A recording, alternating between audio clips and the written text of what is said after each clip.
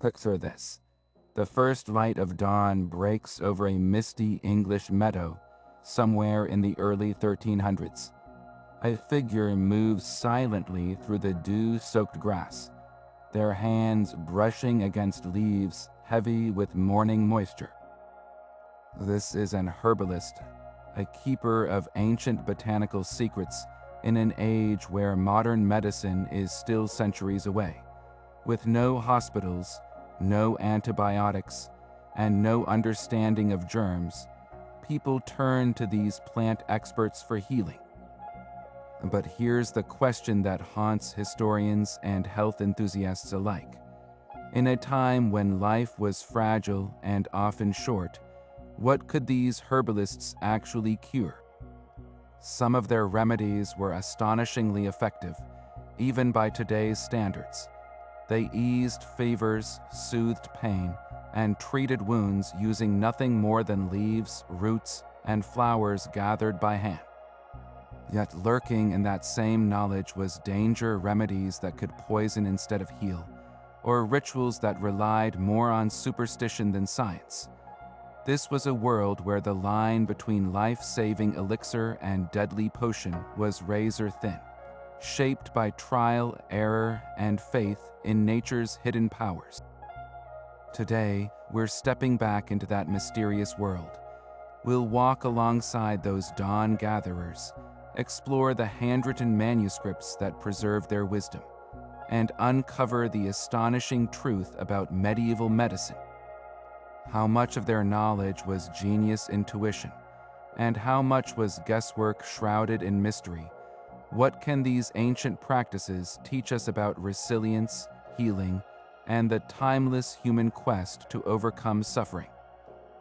This journey isn't just about history, it's about rediscovering the ingenuity and peril of an era when every plant held a story, and every cure was a gamble between life and death. So come with me, let's unravel the secrets of the 14th century herbalists and discover what they truly knew about the art of healing. To truly understand their craft, we need to peer inside the medieval herbalist's workshop. This wasn't a simple shed filled with random plants. It was a sophisticated, if rudimentary, laboratory. The air would have been thick with the complex aromas of drying herbs, earthy roots, and exotic spices. Central to this operation was the mortar and pestle, the undisputed workhorse of the apothecary. Carved from heavy stone or hardy wood, this tool was used to grind dried leaves into fine powders, crush seeds to release their potent oils, and pulverize tough roots into a usable paste. The rhythmic, grinding sound was the constant heartbeat of their medicinal practice, the first step in transforming raw botanicals into powerful remedies. But their toolkit extended far beyond that. Delicate drying racks, often made of woven reeds or simple wooden frames, were essential for preserving their precious harvest. Plants had to be dried slowly in the shade to protect their volatile essential oils and active compounds from being destroyed by direct sunlight. For creating more concentrated medicines, some advanced herbalists might have used a copper alembic still. This intricate apparatus, often heated over a small, controlled fire, allowed them to carefully distill the essential spirits or quintessence from plants like rosemary or lavender, capturing their most potent healing properties in a single, powerful drop. Perhaps the most surprising aspect of their toolkit was its global reach. We often imagine the 14th century as an isolated, parochial world, but the herbalist's shelf told a different story. Thanks to sprawling trade networks, a healer in England might have access to saffron from Spain, ginger from the East, or even precious pepper from the Malabar coast of India. Monasteries acted as hubs for this knowledge and material exchange, their scriptoria meticulously copying texts that detailed the uses of these foreign wonders. This meant a local wise woman treating a knight's infected wound might blend a common local herb like yarrow, known to staunch bleeding, with a pinch of expensive, imported turmeric for its anti-inflammatory power, creating a truly international poultice centuries before globalization. Their toolkit was a fusion of local tradition and worldly influence, a testament to humanity's endless pursuit of healing. Now, before any remedy could be mixed or any poultice applied, the medieval herbalist had to solve a critical puzzle. What exactly was wrong with the patient? Without X-rays or blood tests, their diagnostic tools were a fascinating blend of keen observation, ancient tradition, and celestial belief.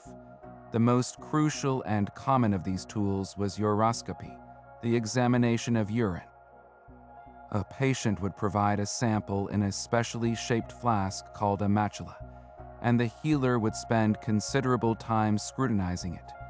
They judged its color against a detailed wheel chart that associated 20 different hues with specific ailments, from a pale straw color indicating digestive troubles to an ominous deep red hinting at a fatal fever.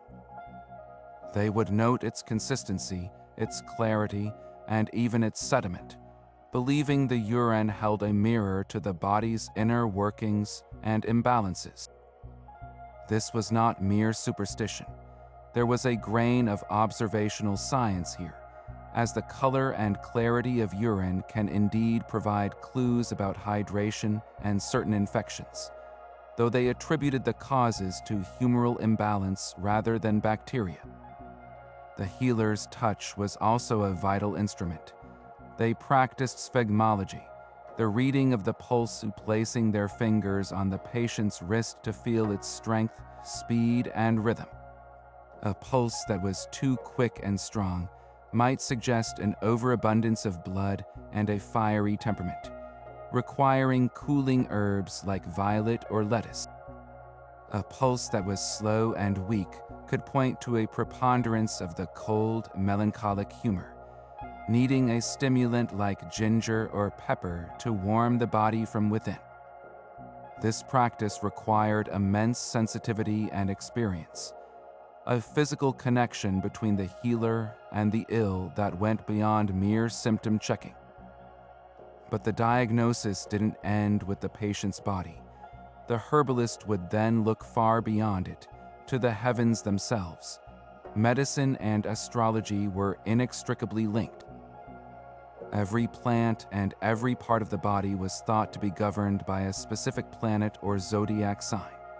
A disease of the head, ruled by Aries, might be treated with herbs under the dominion of Mars, like sharp and heating nettle. A liver complaint, associated with Jupiter, could call for a remedy using jovial plants like the expansive and cheerful mullein. This created a complex, interwoven system where treatment was not just about chemistry, but about cosmic harmony. An herbalist would consult intricate astrological charts to determine the most auspicious time not just to administer a medicine, but even to harvest the plant itself, believing its potency was greatest when its ruling planet was ascendant. This blend of the tangible and the celestial might seem strange to modern eyes, but it provided a complete, holistic framework for understanding health and disease in a universe where everything was believed to be connected. So, with their diagnosis complete, the herbalist's entire approach to treatment was guided by one unifying framework, a system so pervasive it was the absolute bedrock of all medieval medicine, the theory of the four humors. This was not just a medical idea. It was a complete philosophy of health, a lens through which every ailment, every patient, and every plant in the herbalist's repertoire was viewed. The core belief was that the human body contained four key fluids, or humors: blood, phlegm, black bile, and yellow bile. Perfect health was a state of eucrasia, a delicate, harmonious balance between these four fluids. Illness, or dyscrasia, was always the result of one humor becoming excessive or corrupt, throwing the entire system into chaos. A fever wasn't caused by a virus. It was an excess of hot, sanguine blood. A chest cold with thick mucus was an overabundance of cold, wet phlegm. Melancholy and depression were attributed to a dominance of the cold, dry humor of black bile, while a fiery temper and liver problems were seen as an overflow of hot, dry yellow bile. To restore this balance, the herbalist didn't just pick a plant for a symptom. They selected a plant for its inherent qualities, which were meticulously categorized on a scale of hot, cold, wet, and dry. This was the true genius and complexity of their practice. Every single herb, spice, and root was assigned a primary and secondary quality. Pepper, for instance, was hot and dry in the 3rd degree. This made it a powerful weapon against illnesses caused by excess cold and moisture, like a sluggish digestion or a phlegmatic cough. Conversely, a plant like lettuce was cold and moist, making it the perfect remedy to cool a patient burning up with a fever, which was seen as a hot, dry condition. This meant their recipes were never simple. They were intricate cocktails designed to precisely counter the specific humoral imbalance. A remedy wasn't just for a cough. It was a carefully calibrated formula to add heat and dryness to a body drowning in cold, wet phlegm. This could involve combining multiple herbs to achieve the exact desired effect. A classic preparation might involve infusing hot, dry ginger into a syrup with expectorant herbs like horehound to not only break up the congestion, but also to directly attack the cold, wet qualities causing it. The system demanded a deep, intuitive understanding of both the patient's constitution and the invisible energetic properties of every single ingredient they used. It was a holistic approach that treated the person, not just the disease, seeking to bring the entire body back into a state of equilibrium with the natural world. Armed with this holistic understanding of the body, let's examine one of their greatest practical challenges and most astonishing successes: the treatment of wounds. In an era where a simple cut from a farming tool or a knight's blade could lead to a fatal infection, the herbalist's ability to heal injuries was nothing short of miraculous. Their methods, which might seem bizarrely medieval at first glance, were in fact a brilliant application of antibacterial and hemostatic agents they observed working in nature. Foremost among these was honey. This wasn't just a simple sweetener, it was a revered, powerful medicine. Herbalists would apply thick layers of raw, unprocessed honey directly onto a cleaned wound. They knew from experience that this created a protective barrier, sealed out bad air which they associated with decay, and dramatically sped up healing. What they couldn't see was the sophisticated science behind it. Honey is naturally acidic, creating an environment where harmful bacteria simply cannot survive. It also draws moisture out of bacterial cells, dehydrating and killing them through a process called osmosis. Furthermore, raw honey contains low levels of hydrogen peroxide, a known antiseptic, which it slowly releases into the wound. This combination made honey one of the most effective broad-spectrum antibacterial treatments available until the invention of modern antibiotics, effectively preventing gangrene and saving countless limbs and lives. For a deep laceration that wouldn't stop bleeding, their solution was even more ingenious: spider webs. A healer would gently gather fresh, clean webs from a quiet corner of a cottage or barn and press them directly into the wound. This might sound like pure superstition, but it worked with remarkable efficiency. Spider silk is rich in vitamin K, a crucial coagulant that helps the blood to clot. The web itself acted as a perfect natural gauze, forming a fine mesh that provided a scaffolding for platelets to gather and create a seal, all while allowing the wound to breathe. It was a sterile, readily available, and highly effective emergency field dressing.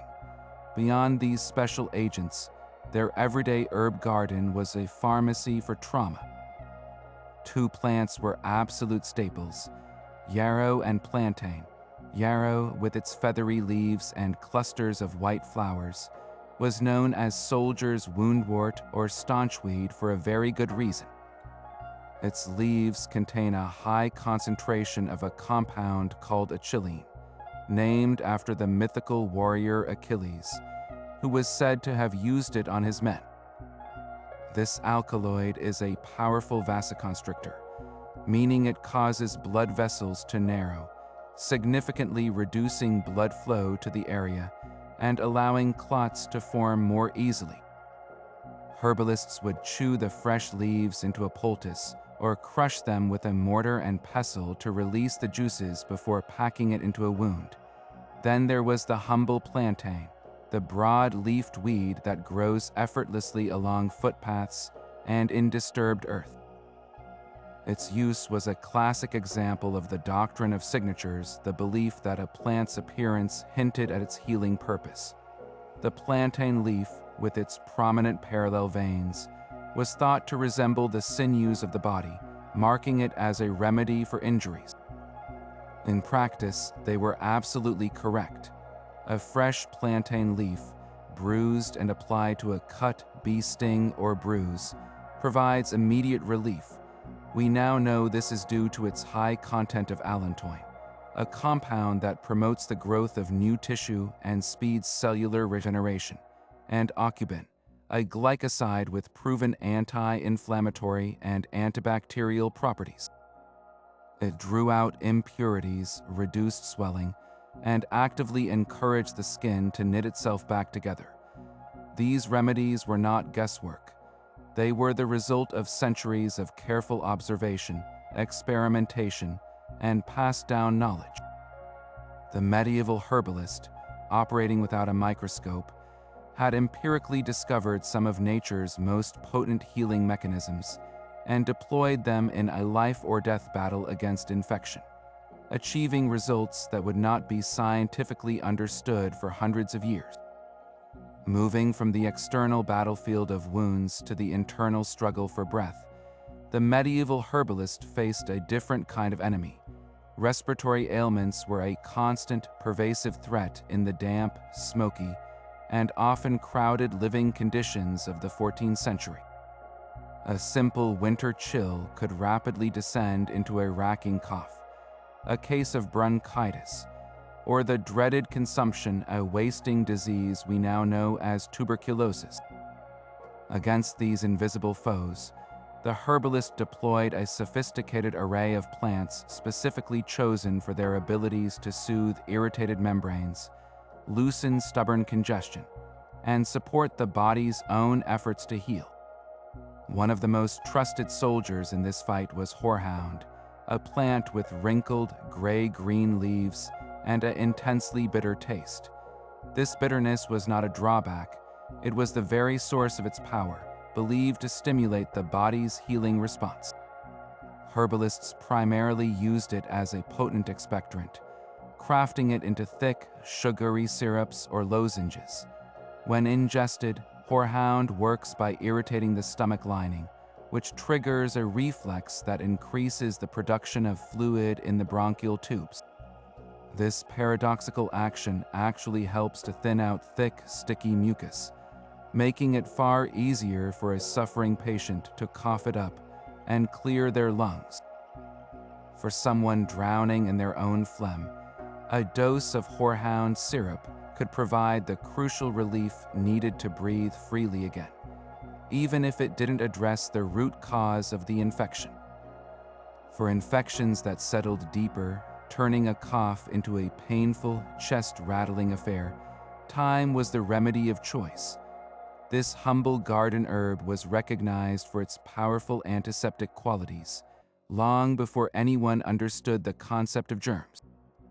When steeped into a strong tea or inhaled as a steam, the volatile oils in thyme, primarily thymol, work directly on the respiratory tract. Thymol is a powerful antimicrobial and antispasmodic agent. It helps to relax the muscles of the bronchial tubes, easing the spasms that cause violent coughing fits, while simultaneously fighting the underlying bacterial infection. A patient with bronchitis sipping thyme tea was essentially receiving a natural antibiotic treatment, one that could genuinely help their body overcome the illness, not just manage its symptoms. But the ultimate test of a medieval herbalist's skill was the confrontation with consumption or tuberculosis. This disease, which slowly consumed the body from within, was a death sentence for many. Herbalists turned to a mighty root for this formidable opponent, elecampane. Known as horse heel or elfdock, elecampane has a thick, pungent root that was dug up, dried, and often candied in honey or sugar to make it palatable. It was prescribed for its dual action as both an expectorant and a tonic.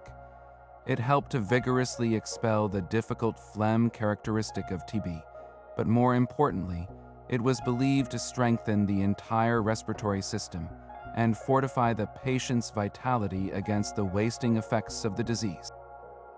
Modern science has shown that elecampane contains a compound called inulin, which can soothe bronchial passages, and it does indeed have antiseptic properties that may have provided some marginal defense against the tubercle bacillus. It's crucial to understand, however, the painful limitation inherent in all these treatments.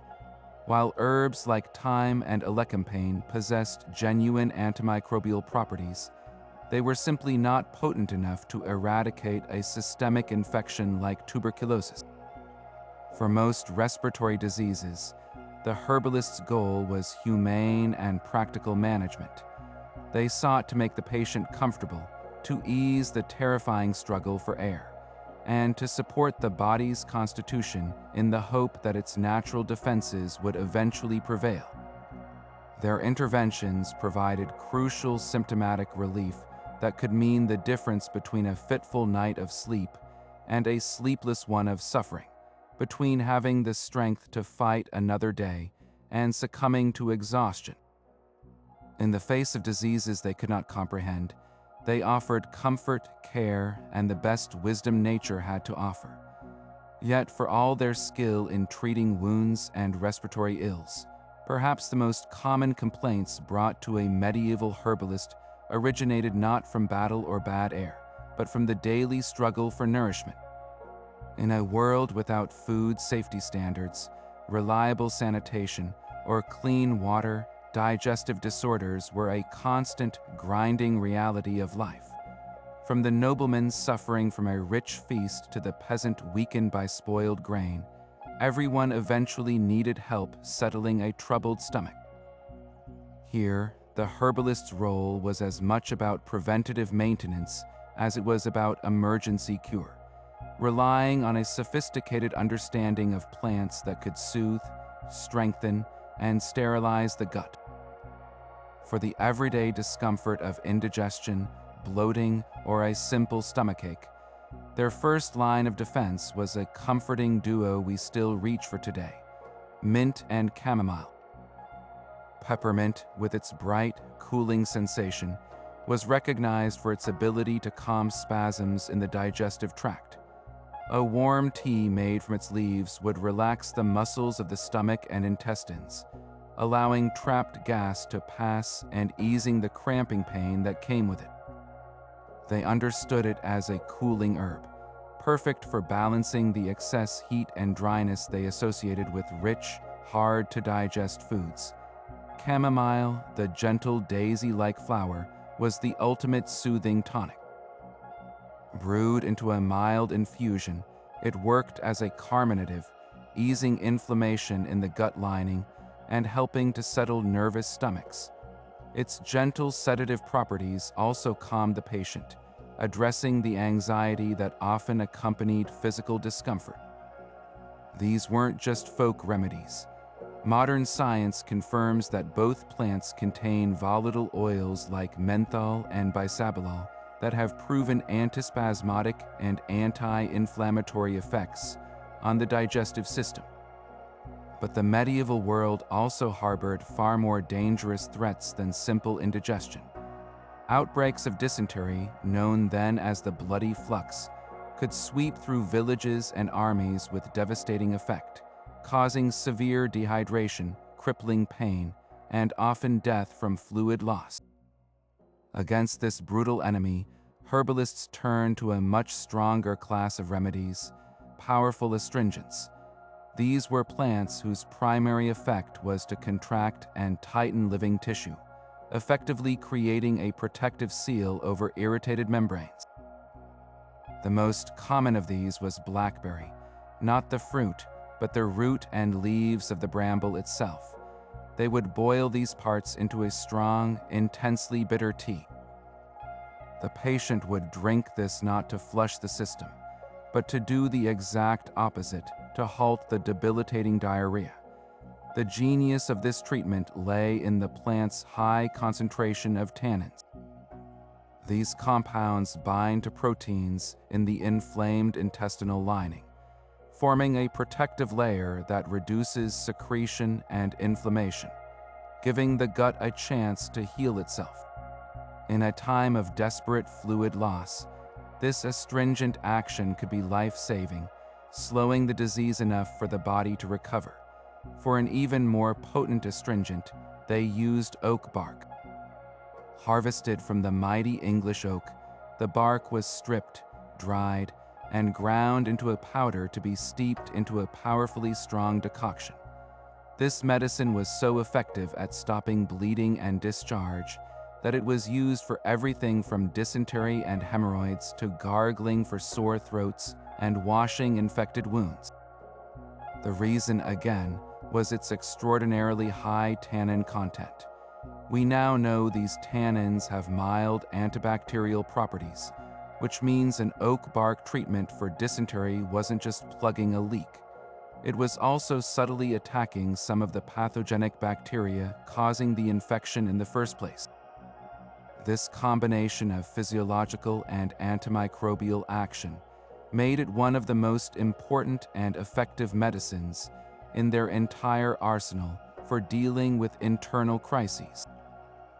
Their approach to digestion showcases the nuanced intelligence of medieval herbalism. It wasn't a simple matter of stopping a symptom. It was a calculated strategy. For minor issues, they used gentle, calming herbs to restore balance and comfort.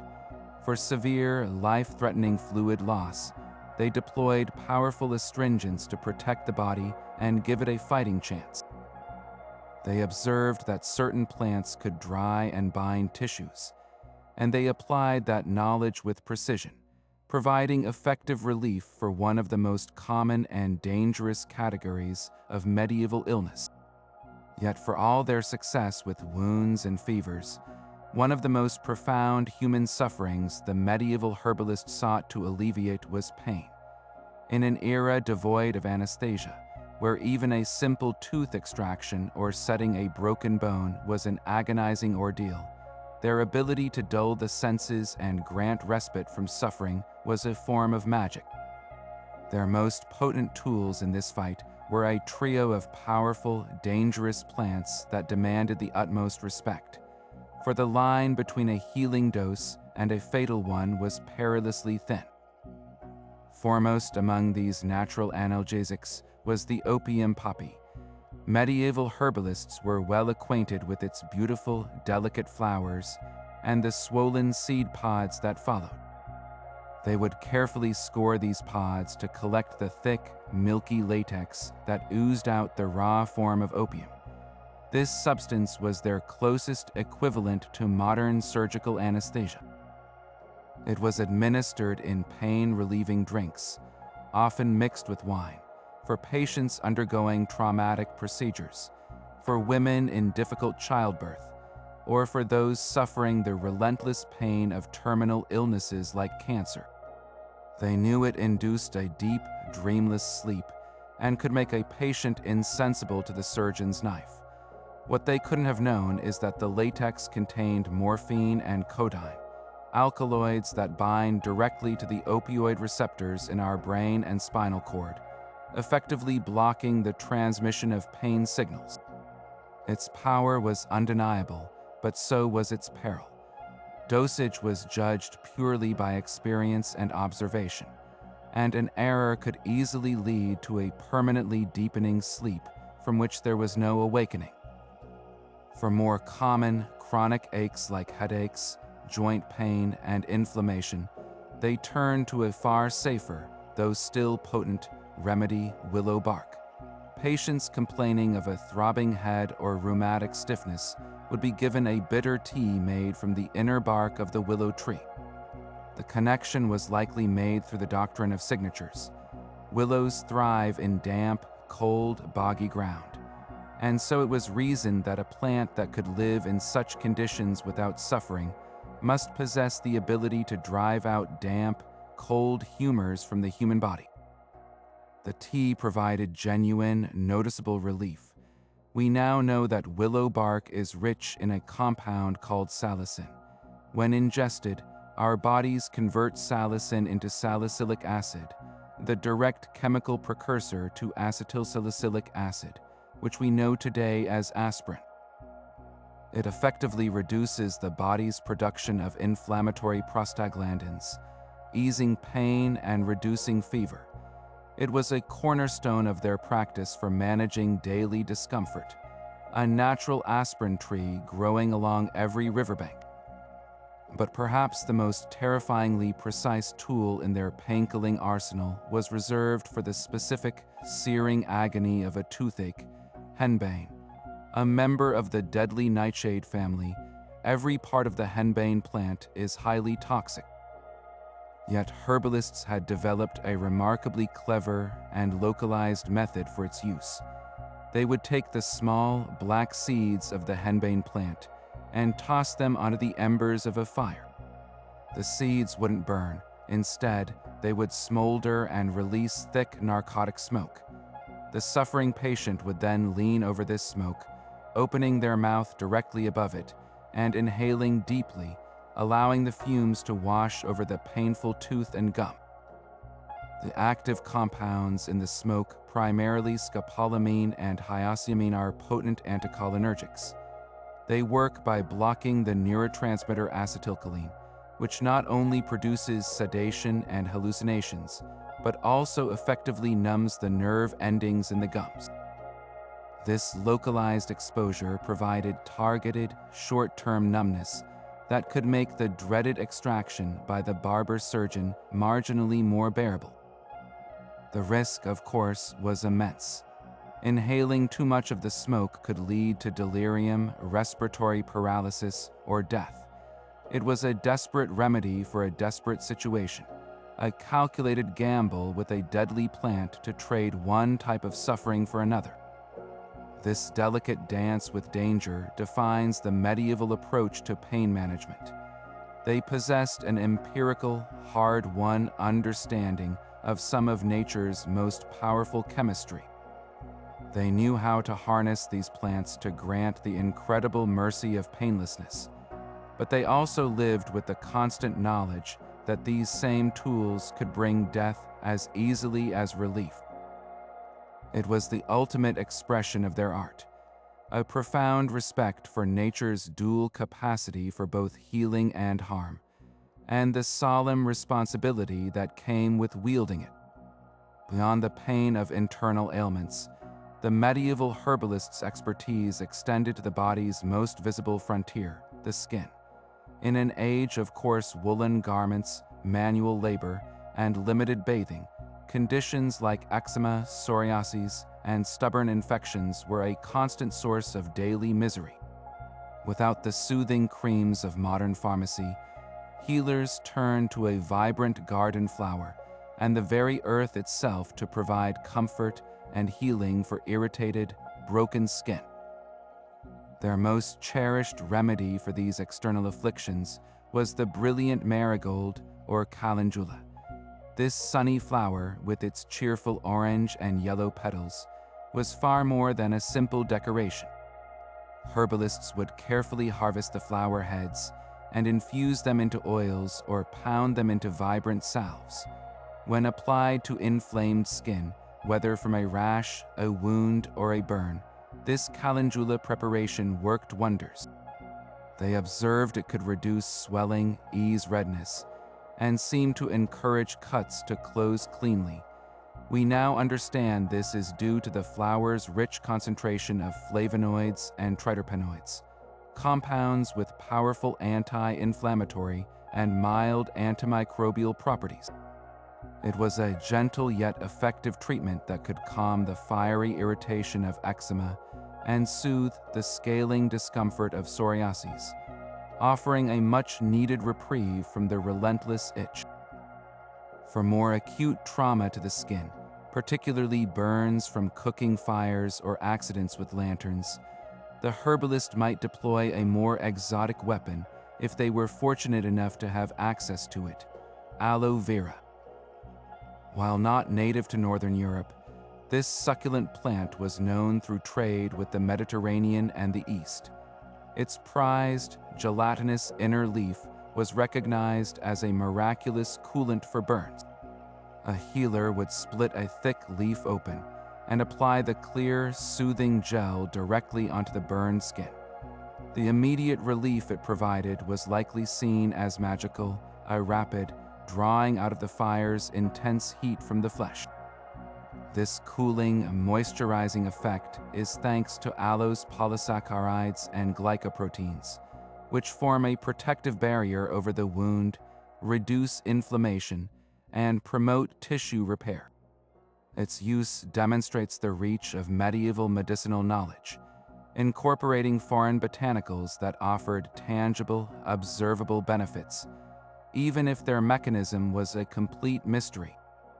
But for the most common, everyday skin complaints, the bug bites, the rashes from irritants, the general itching and irritation that was a fact of medieval life, the herbalist's most fundamental tool came not from the garden, but from the ground, clay.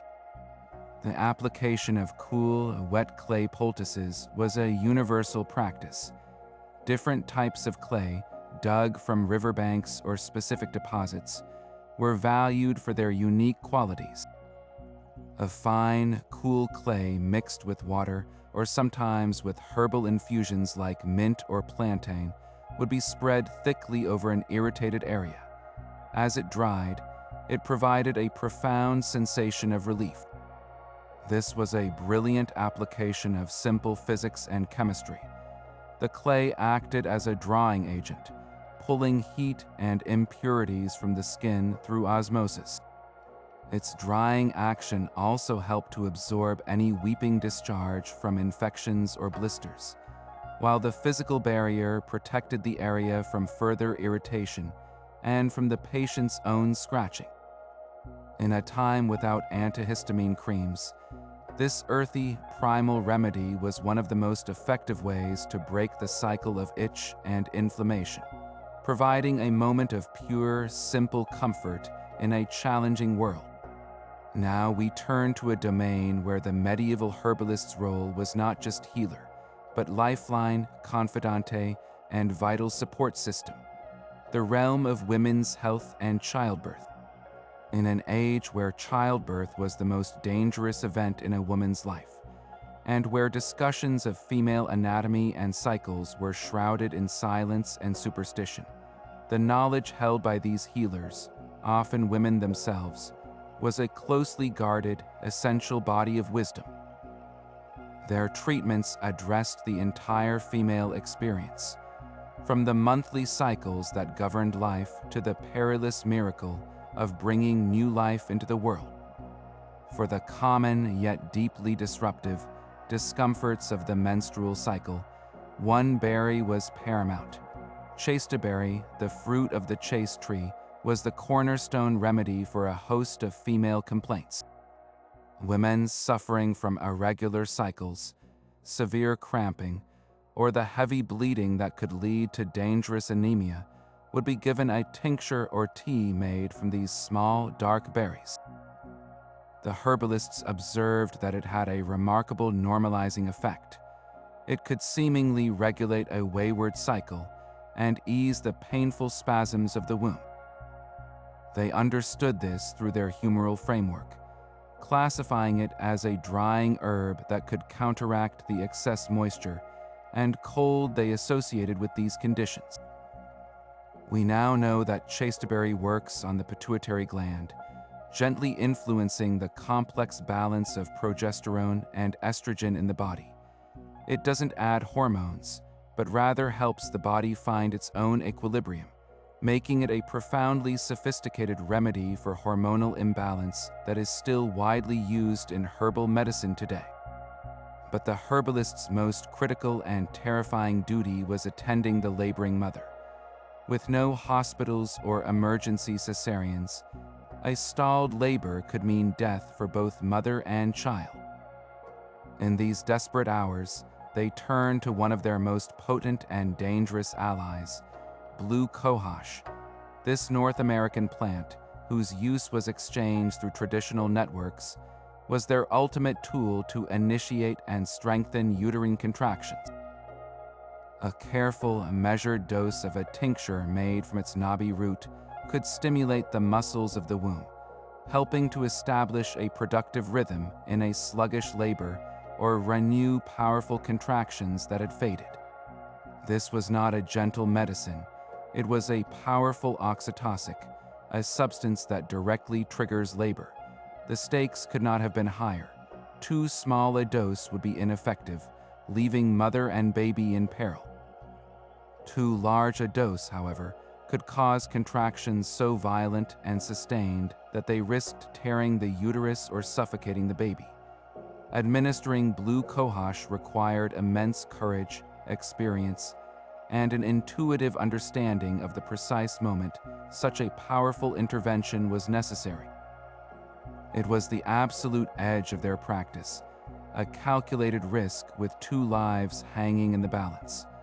Once the miraculous and exhausting work of birth was complete, the herbalist's focus immediately shifted to the mother's recovery. The postnatal period was a time of profound physical depletion, where a woman was vulnerable to hemorrhage, infection, and the debilitating fatigue of blood loss. Here, the humble stinging nettle, often growing as a robust weed near settlements, became a precious tonic. The healer would prepare a strong, nourishing infusion from the dried leaves, creating a deep green tea for the new mother to drink daily. This practice was brilliantly observant. Nettle tea is exceptionally rich in iron, vitamins K, A, and C, and a host of minerals, all desperately needed to replenish a body that had lost a significant amount of blood and was now producing nutrient-rich milk. The iron helped rebuild her strength and ward off the lethargy of anemia, while the vitamin K supported continued blood clotting to prevent further bleeding.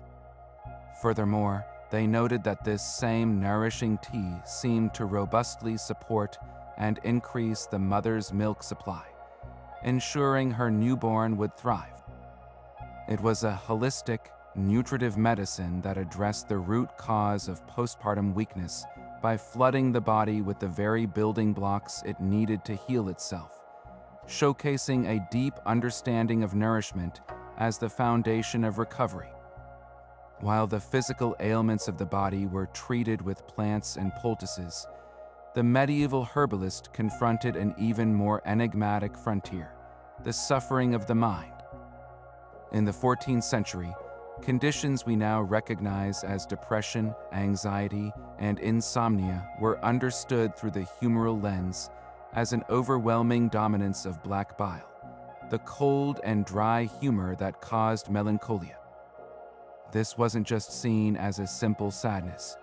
It was a profound spiritual and physical stagnation, a darkening of the spirit that could render a person listless, withdrawn, and trapped in their own thoughts. Other disturbances, particularly in women, were often labeled hysteria, from the Greek word for womb, hystera, believed to be caused by a wandering womb creating chaos and emotional outbursts throughout the body. The herbalist's role here was to warm, moisten, and move the spirit, coaxing it back into the light of balance using plants that acted not just on the body, but on the very essence of a person. For the deep, pervasive shadow of melancholia, one golden-flowered plant stood above all others, St. John's wort, named for its traditional blooming period around the feast of St. John the Baptist in midsummer. This herb was celebrated for its seemingly magical ability to hold the power of the sun within it. When the bright yellow flowers were crushed or steeped in oil, they released a vivid red liquid, a property that felt miraculous and was seen as a sure sign of its potency against the darkness of melancholy. Herbalists prepared it as a tea or infused it into wine, administering it to those who were, in the terms of the day, oppressed by a heavy spirit or given to sorrowful imaginings. They observed that over time, it seemed to lift the emotional weight from their patients, bringing a sense of lightness and vitality. Modern science has revealed that St. John's wort contains hyperricin and hyperforin, compounds that function similarly to modern SRI antidepressants by increasing the availability of mood-regulating neurotransmitters like serotonin, dopamine, and norepinephrine in the brain. The medieval herbalist, without knowing the chemistry, had empirically discovered one of nature's most effective botanical antidepressants. For the frantic, agitated energy of what was termed hysteria, or simply an overwrought tempest of the spirits, the remedy was a plant whose soothing scent we still cherish today, lavender. The herbalist would often recommend placing sachets of the dried purple flowers under a pillow or sewing them into clothing, allowing the patient to inhale its calming fragrance throughout the day. For acute bouts of anxiety or panic, a strong tea would be brewed. They understood lavender as a hot and dry herb in the second degree, making it the perfect weapon to combat the cold, moist phlegm they associated with a sluggish and confused mind, as well as the cold, dry black bile of fear. Its primary action was on the nervous system, not through the humors we recognize today, but through a mechanism they could clearly observe. It quieted the frantic mind and settled the trembling of the heart. We now know that the essential oil of lavender, particularly its constituents linalool and linaloyl acetate, has a demonstrable anxiolytic effect, interacting with the neurotransmitter GABA to promote relaxation and reduce anxiety without causing excessive sedation. It was a gentle, fragrant anchor in a storm of emotional turmoil. When the turmoil refused to subside, stretching long into the night and stealing the essential balm of sleep, the herbalist turned to a much stronger, more pungent ally, valerian root. This was not a gentle remedy. The root, once dug up and dried, developed a powerfully strong, earthy odor that many found unpleasant, leading to its folk name of foo. Yet its efficacy was undeniable. A decoction of the root was given to those suffering from relentless insomnia, when the mind is too busy and will not be stilled. It was a powerful sedative, pulling the patient down into a deep and restorative sleep. They classified it as hot and dry, using it to powerfully heat and dry the cold, moist brain they believed caused a restless, wandering mind. Contemporary research shows that valerian root influences GABA receptors in the brain, much like certain prescription anti-anxiety medications, encouraging muscular relaxation and sleep. Its use highlights a critical understanding that physical rest was the foundation upon which all other mental healing was built. Without sleep, the body and mind could not hope to regain their equilibrium. Yet it is impossible to separate this sophisticated botanical approach from the powerful spiritual beliefs that shaped every aspect of medieval life. The herbalist's diagnosis of a disturbed spirit or an oppressed mind often walked hand in hand with the belief that such profound internal darkness could be the work of demonic influence or a sign of spiritual corruption. A case of severe melancholy might be seen as an opening for a demon of despair, while a hysterical fit could be interpreted as a form of possession. Therefore, the treatment was rarely purely physical. The administration of St. John's wort, a plant associated with light and the divine, was itself a spiritual act, a ritual of driving out darkness. The use of strongly aromatic herbs like lavender was believed to purify the air and create a barrier against malevolent spirits that preyed on the vulnerable. The herbalist was thus a hybrid figure, part pharmacist, part exorcist. Their remedies worked on two parallel levels: the physiological, through the active compounds in the plants, and the symbolic, through the power of faith and ritual. This holistic approach, blending the tangible with the intangible, provided a framework of meaning and hope that was, in its own way, just as potent as the medicine itself, offering a path out of the terrifying isolation of mental suffering. When a patient's body was gripped by the dry, burning heat of a fever, the medieval herbalist's entire strategy shifted from stimulation to sedation, from warming to cooling. A fever represented a dangerous and excessive accumulation of the hot, fiery humors, and the goal was to coax the body's temperature down gently but persistently, using plants renowned for their cooling and diaphoretic properties, their ability to induce a healing sweat that could break the fever's hold. The most common and trusted remedy for this was a simple, fragrant tea brewed from the delicate, creamy white blossoms of the elderflower. This was a classic example of a treatment that was both gentle and profoundly effective. The herbalist would gather the flower heads in early summer, dry them carefully, and then steep them in hot water to create a light, aromatic infusion. When a feverish patient drank this warm tea, a fascinating physiological process began. The elderflower acts as a diaphoretic. It doesn't cool the body directly.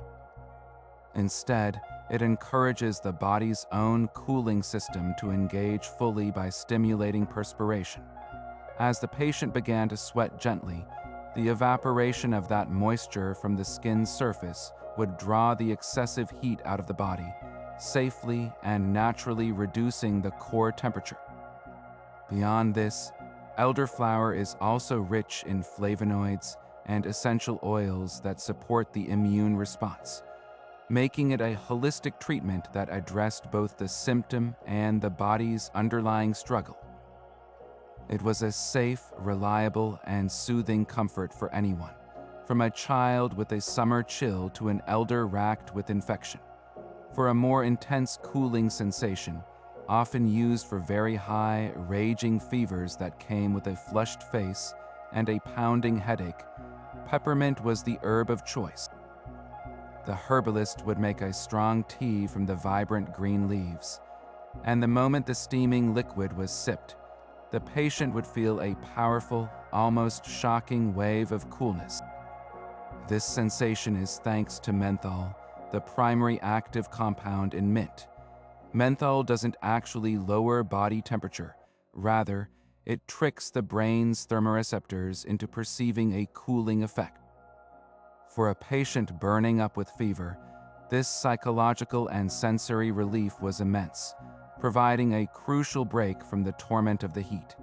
Additionally, peppermint tea is an antispasmodic, which could ease the muscle aches and chills that often accompanied fevers, making the patient more comfortable as their body fought the illness.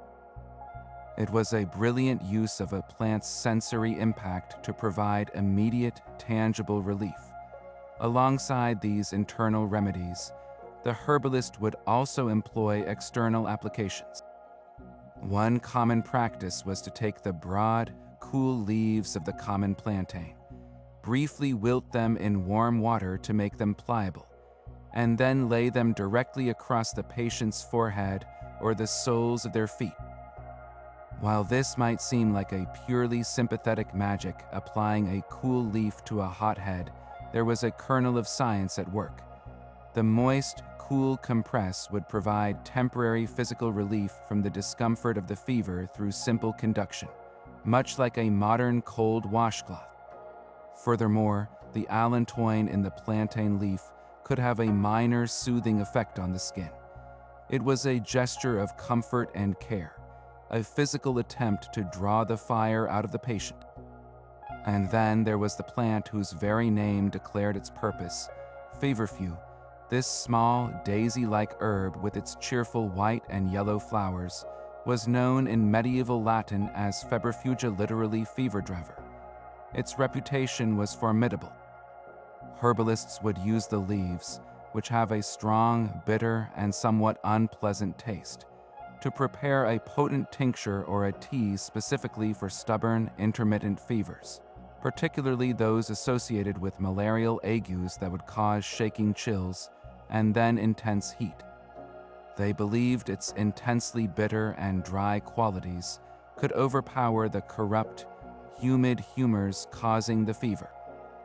Modern research has shown that feverfew contains parthenolide, a compound that does indeed have anti-inflammatory and fever-reducing properties, and it is thought to work by inhibiting the body's production of prostaglandins and other inflammatory substances that signal the brain to raise its temperature.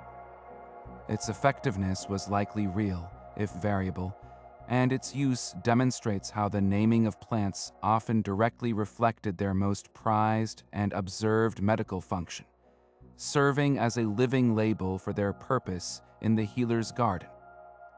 But the battle for health in the 14th century wasn't just fought against fevers or wounds. It was a constant, grisly war waged against the unseen invaders that lived within. For the medieval person, internal parasites were a grim and unavoidable fact of life, a consequence of contaminated water, food prepared with unclean hands, and close quarters with livestock. The most common of these unwelcome guests were intestinal worms, creatures like roundworms and tapeworms that could cause debilitating abdominal pain, severe malnutrition, and a gnawing hunger that no amount of food could satisfy. To evict these pests, the herbalist turned to two of the most potent and bitter weapons in their entire arsenal, wormwood and tansy. The very name of wormwood tells you everything you need to know about its primary function. This silvery green herb, with its intensely bitter leaves, was the undisputed champion of the deworming regimen. Herbalists would prepare a brutally strong tea or tincture from its leaves, a concoction so bitter it was said to be nearly undrinkable. But that bitterness was the entire point. They believed quite correctly that this overwhelming taste was a sign of its powerful action. The patient would be given this medicine on an empty stomach, and the theory was that the intense bitterness would create such an inhospitable environment in the gut that the worms would have no choice but to loosen their grip and be expelled.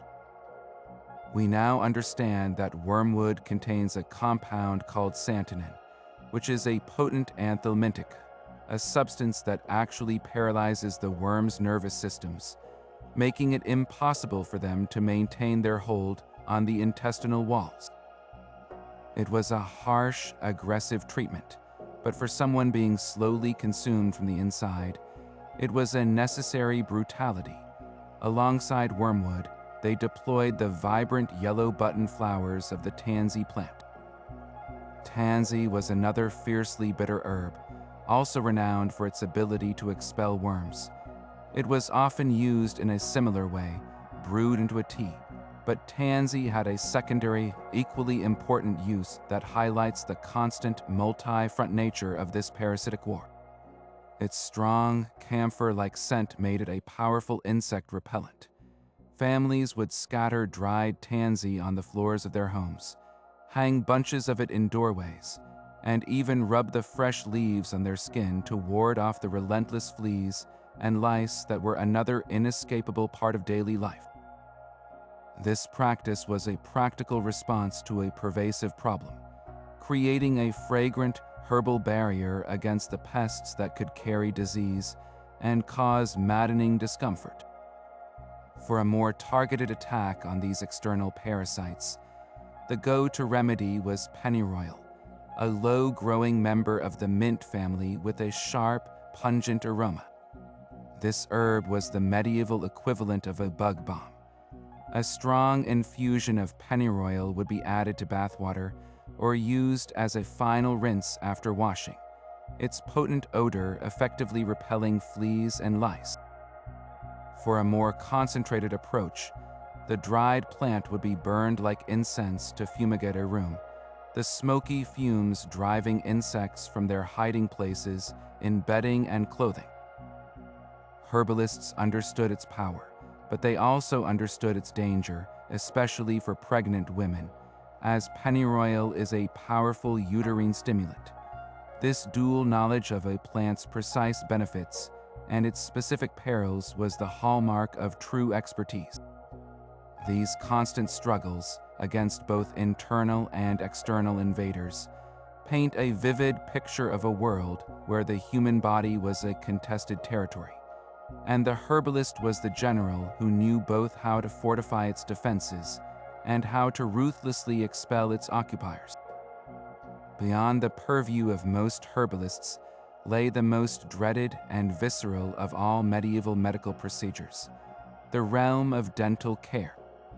In a world without refined sugar, tooth decay was less about cavities and more about the relentless grinding wear of coarse breads, which could expose the nerve-rich pulp, or the catastrophic abscesses that could form from any minor crack or injury, leading to unbearable, throbbing agony and life-threatening infections. Here, the herbalist's role was one of merciful delay and palliative care, a desperate holding action against the inevitable moment when a patient would have to seek out a far less gentle practitioner. For the searing, unrelenting pain of a toothache, their most precious and effective remedy was clove oil. This exotic spice, arriving on trade routes from distant islands, was worth its weight in gold for its specific and potent numbing properties. An herbalist would carefully soak a tiny piece of linen or wool in the potent essential oil and gently pack it into the hollow, rotten cavity of the offending tooth. The relief was near instantaneous and profound. The active compound in clove, eugenol, is a natural anesthetic and antiseptic. It acts as a local analgesic by interacting with the same pain-sensing receptors in the gums and nerves that are targeted by modern topical anesthetics, effectively blocking the signals of pain from reaching the brain.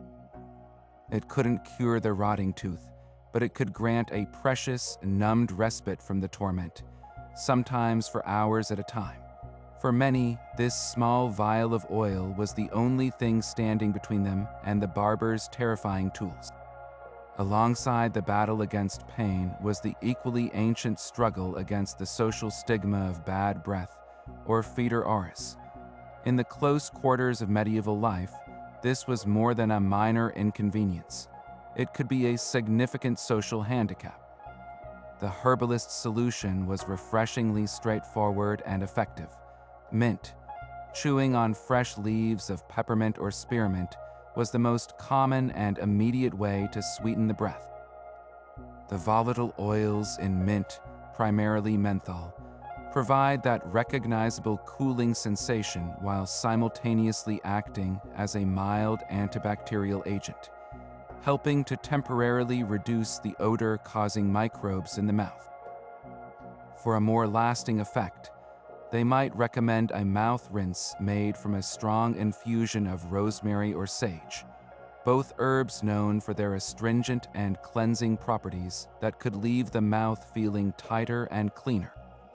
For more serious oral infections, gum disease, or mouth ulcers, they turned to a powerful resin with a history stretching back to ancient Egypt, myrrh. This dark, aromatic gum, harvested from thorny trees in the Middle East, was a cornerstone of medieval antiseptic practice. Herbalists would grind the hardened tears of myrrh into a fine powder that could be sprinkled directly onto sores, or more commonly, they would tincture it in wine to create a potent, bitter mouthwash. When swished around the mouth, this myrrh tincture provided a powerful 1-2 punch against infection. Myrrh is rich in terpenoids and other compounds that are strongly antimicrobial, attacking the bacteria causing gingivitis and abscesses. Simultaneously, it is a powerful astringent, causing the swollen, inflamed tissues of the gums to contract and tighten, which could reduce bleeding and draw out impurities from infected pockets. It was a harsh, bitter treatment, but its effectiveness at controlling oral infection was undeniable. Yet all these herbal interventions were ultimately temporary. When a tooth was too far gone, when the abscess threatened to poison the blood or the pain became utterly unendurable even with clove oil, the final, brutal solution was extraction. This grim task rarely fell to the herbalist. Instead, it was the domain of the barber surgeon, a figure who combined haircuts with bloodletting and tooth pulling. Their toolkit was as horrifying as it was simple: a pair of pelicans or forceps designed to grip the crown of the tooth, and their own strength and body weight. The patient would be restrained, perhaps given a dose of alcohol or a prayer, and the barber would set to work, often kneeling over them to get better leverage, rocking the tooth back and forth until the ligaments tore and it came free with a sickening crack. The line between healer and tradesman was at its blurriest and most terrifying here, a stark reminder that for all the herbalist's sophisticated knowledge, some medieval suffering could only end with brute force and unimaginable courage. But the herbalist's most visionary treatment for the eyes was reserved not for treating disease, but for enhancing the very act of seeing itself, particularly under the challenging veil of darkness. For hunters, guards, and anyone who needed to navigate the dim twilight or moonless nights, a small, dark berry held legendary status. The bilberry, folk wisdom held that consuming these berries, often baked into pies or preserves, could dramatically sharpen night vision. This belief was so pervasive that it became standard practice for British Royal Air Force pilots during the Second World War to consume bilberry jam before night missions, hoping for an edge in the dark. For centuries, this was dismissed as mere folklore, a comforting superstition with no basis in fact. Yet, in a stunning validation of medieval observation, modern scientific research has revealed that bilberries and their close cousins blueberries are exceptionally rich in a group of compounds called anthocyanides. These powerful antioxidants have a profound affinity for the retina, the light-sensitive tissue at the back of the eye. They work by accelerating the regeneration of rhodopsin, a purple pigment crucial for the eye's ability to perceive light in low light conditions. Furthermore, they strengthen the tiny capillaries that supply blood and oxygen to the eyes, reducing eye fatigue and improving overall visual acuity. The medieval herbalist, without any understanding of biochemistry or optics, had empirically identified a natural substance that genuinely optimizes one of our most precious senses, a testament to the profound, observation-based wisdom that could be harvested from the world around them. And then there were the breaks and the strains, the brutal physical realities of a life built on manual labor and punctuated by violence. A fractured bone from a fall in the fields, a deep bruise from a training yard mishap, or the relentless ache of overworked muscles. These were constant companions. In a world without castes or physical therapy, The herbalist's ability to mend these injuries was nothing short of miraculous, relying on plants whose very names declared their purpose. The undisputed champion for a shattered bone was comfrey, a robust plant with large, hairy leaves and clusters of bell-shaped flowers, universally known as knitbone. Its reputation was legendary. The process began as soon as the local bone setter had manipulated the broken ends back into alignment and splinted the limb with wooden slats. The herbalist would then take the fresh, mucilaginous root of the comfrey plant, pound it into a thick, sticky paste, and spread it over the injured area before wrapping it tightly. This poultice would harden into a firm, cast-like shell as it dried. They observed that bones treated this way seemed to heal remarkably faster and with less deformity. What they were witnessing was comfrey's extraordinary concentration of allantoin, a compound that dramatically accelerates cell proliferation. It actively stimulates the body to produce new bone cells, cartilage, and connective tissue, effectively knitting the break from the outside in. It was a genuine, active participant in the healing process, not just a passive bandage. For the immediate, traumatic aftermath of a blow, the deep purple contusions and the swelling that could cripple a limb, they turned to a brilliant yellow flower with a dangerous secret, arnica. The daisy-like blooms were carefully harvested and steeped in oil or alcohol to create a potent liniment. This was applied exclusively to unbroken skin over the bruised area, never to an open wound. The herbalists knew that arnica had an almost magical ability to reduce inflammation, ease the throbbing pain, and make the discoloration of a bruise fade with astonishing speed. They understood its power through the humoral system, classifying it as a hot, dry herb perfect for dissolving the cold, stagnant blood of a contusion. We now know that arnica's active compounds, sesquiterpene lactones, are powerful anti-inflammatories that work by stimulating the flow of white blood cells, which helps to disperse trapped blood and fluids from the impacted tissue. But this knowledge came with a critical, life-saving caveat passed down through generations. Arnica was for external use only. Ingesting even a small amount of the plant could cause severe vomiting, dizziness, heart palpitations, and even death. This precise understanding of a plant's dual nature, a powerful healer on the skin, a deadly poison in the stomach, exemplifies the sophisticated, risk-aware nature of their craft.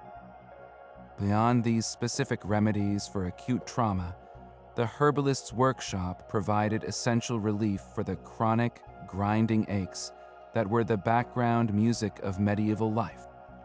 After a day spent swinging a scythe in the harvest, marching in full armor, or hewing stone for a cathedral, every muscle would scream in protest.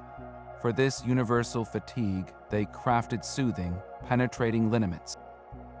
These were not simple infusions. They were often complex blends of stimulating and relaxing herbs, infused into a base of warmed animal fat or oil. Rosemary was a constant favorite for these preparations. When massaged into tired, sore muscles, a rosemary liniment provided a warming sensation that increased blood flow to the area, easing stiffness and promoting recovery. Its invigorating, camphorous scent was also believed to clear the mind and revive the spirits of an exhausted laborer.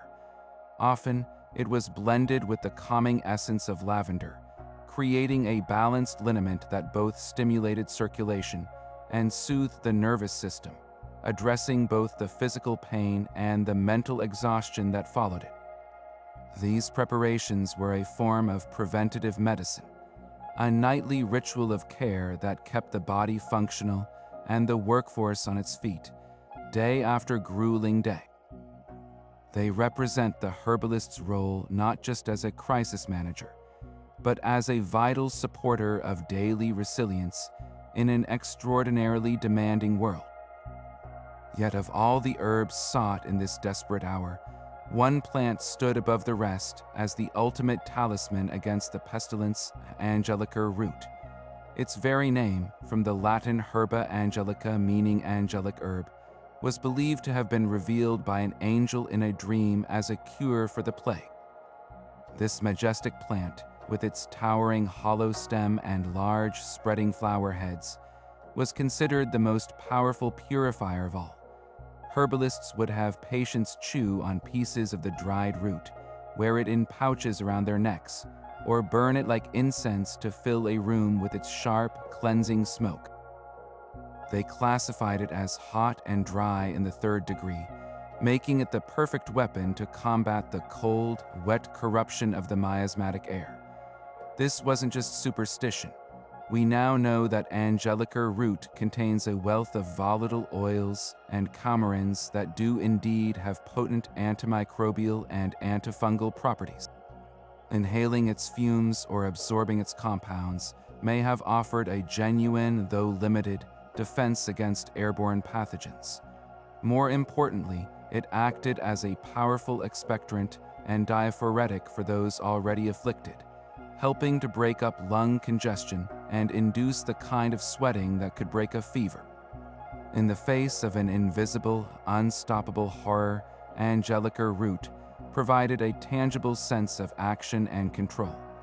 A botanical shield wielded in a fight for survival where faith in the remedy was often as crucial as the chemistry itself. Yet the herbalist's most perilous and high-stakes work often began not with disease, but with deliberate malice or tragic accident, the realm of poisons. In a world where political intrigue might end with a tainted cup, foraging could mistakenly harvest a deadly mushroom, or a field worker could suffer a venomous bite. The creation of antidotes was a discipline that balanced ancient wisdom with desperate experimentation. Here, the healer transformed into a medical detective, racing against an invisible clock to identify the toxin and deploy a counteragent, often relying on plants whose efficacy was proven by survival against all odds. For one of the most common and devastating poisons, the death cap mushroom, their primary defense was a humble, prickly plant, milk thistle. This stout herb, with its vibrant purple flowers and white-veined leaves, was the go-to remedy for any suspected poisoning that threatened to overwhelm the liver, the organ recognized as the body's central purifier.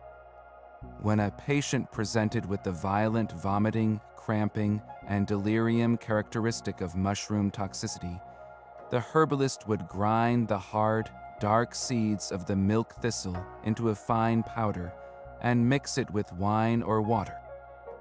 The preparation was administered frequently, with the hope that it would protect the vital organ from the toxin's ravages.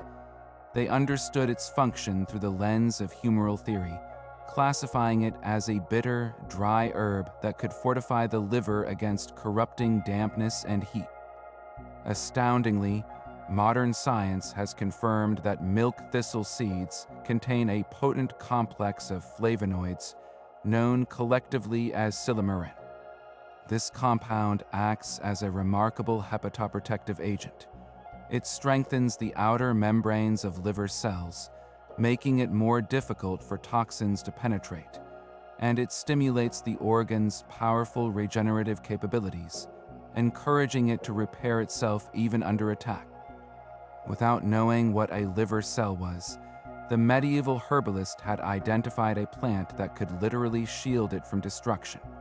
Alongside these specific antidotes, they employed a truly universal remedy, a substance whose mode of action was a complete mystery to them, but whose effectiveness was undeniable: activated charcoal. While they lacked the chemical processes to activate it in the modern sense, they had empirically discovered the power of charring. In cases of ingested poison, they would carefully collect the cold, black embers from a fully extinguished fire, particularly from softwoods like willow or birch. These charred pieces would be ground into a gritty black powder and mixed into a thick slurry with water or vinegar. This dark, unappealing mixture was then forced down the patient's throat. They observed that this treatment could often halt the progression of poisoning, especially if administered quickly. Their explanation was that the charcoal possessed a powerful drying and absorbing quality, capable of soaking up the corrupt, wet humors of the poison itself. In reality, they had stumbled upon the principle of adsorption. The charcoal, with its massively porous surface area, acts like a molecular sponge, binding to a vast array of toxic compounds in the gut and preventing them from being absorbed into the bloodstream, allowing them to be safely passed from the body. It was a primitive but physiologically sound form of gastrointestinal decontamination, a life-saving intervention born of keen observation. The threat wasn't only on the plate. It also lurked in the fields and forests in the form of venomous snakes and insects. For a viper's bite or a scorpion's sting, the herbalist's approach was twofold. First, to immediately restrict the spread of the venom through the body, and second, to administer a plant believed to possess opposing qualities that could neutralize the poison's fiery, hot nature. One of the most revered plants for this purpose was plantain, the same broad-leafed weed used for wounds. A poultice of freshly chewed plantain leaves was applied directly to the puncture site, believed to draw the venom out. More crucially, they would prepare a strong tea from the leaves for the patient to drink, aiming to combat the systemic effects. For more potent venoms, they might turn to the infamous viper's bugloss, a bristly plant whose speckled stem was thought to resemble a viper's skin, a classic application of the doctrine of signatures marking it as the antidote.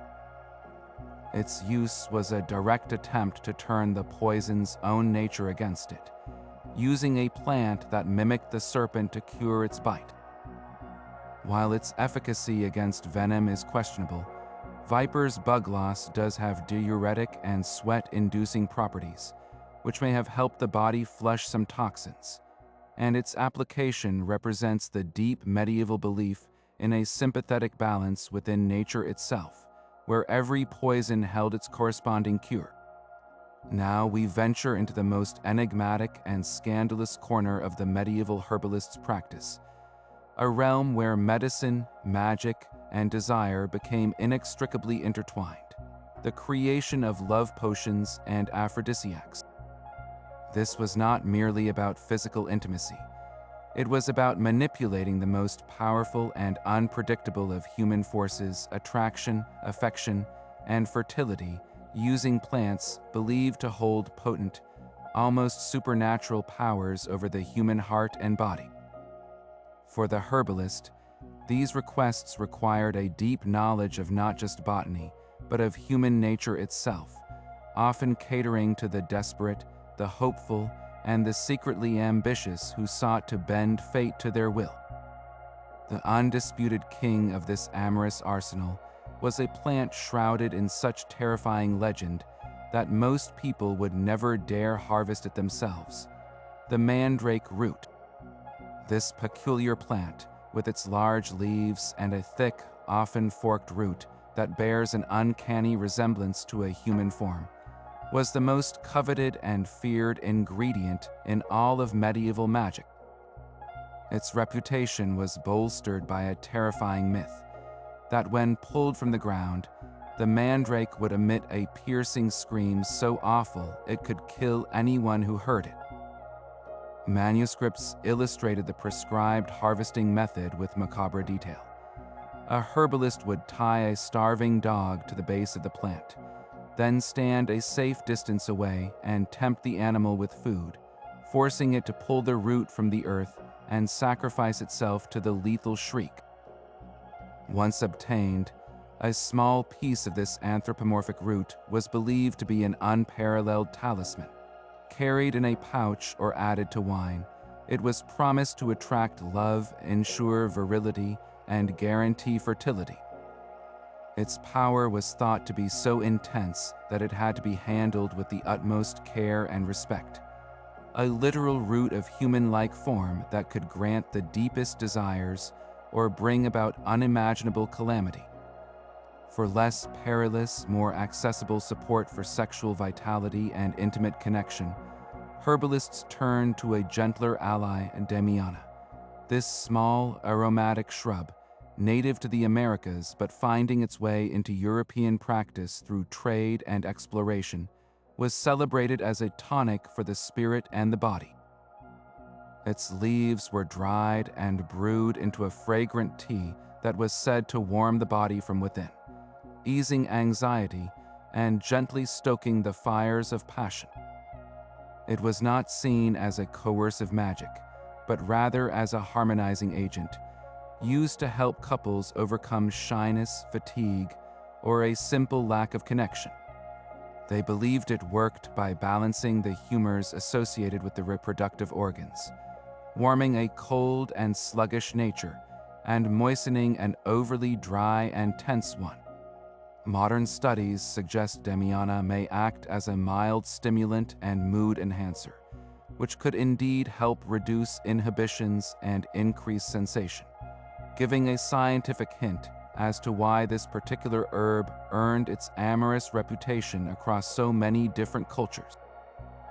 Beyond these specific plants, the medieval herbalist's workshop would have been filled with a vast array of herbs, spices, and strange ingredients, all destined for blends promised to attract a lover or ensure a healthy pregnancy.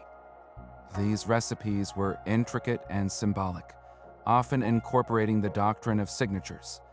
A nutmeg, which resembles a tiny brain, might be included in a potion to make someone obsessed with the drinker. Red roses, for their color and connection to the heart, were steeped in wine to inspire affection. These concoctions were rarely just simple teas. They were complex potions, often involving wine, honey, and rare spices, and their preparation was as important as their ingredients. They had to be mixed under a specific phase of the moon, often Venus, while reciting charms or prayers. This blurred line between medicine and magic was a defining feature. For the user, the ritual itself, the act of creating something powerful and secret, was a vital part of the process, building belief and expectation, which in itself could powerfully influence the mind and emotions. For the herbalist, providing these services was a dangerous business.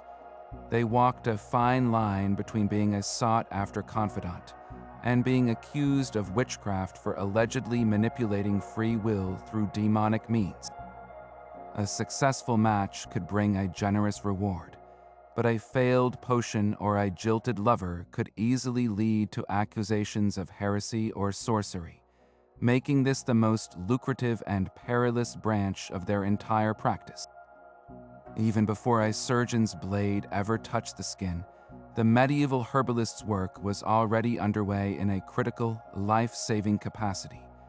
Their role in preparing both the patient and the operative site was the thin, fragile barrier that stood between a successful procedure and a fatal infection. The first and most crucial step was the creation of a sterile field, a concept they understood not through germ theory, but through the observable principles of purification and corruption. To clean a wound or prepare a site for incision, they turned to two of their most trusted antiseptic agents, wine and honey. Strong, acidic wine, often a robust red, was used to liberally wash the area. Its alcohol content and natural acidity created an environment hostile to the unseen agents of putrefaction they called corruption.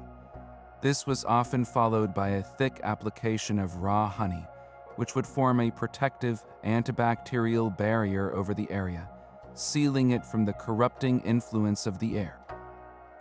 This two-step process of washing and sealing was their best defense against the gangrene and sepsis that claimed so many lives.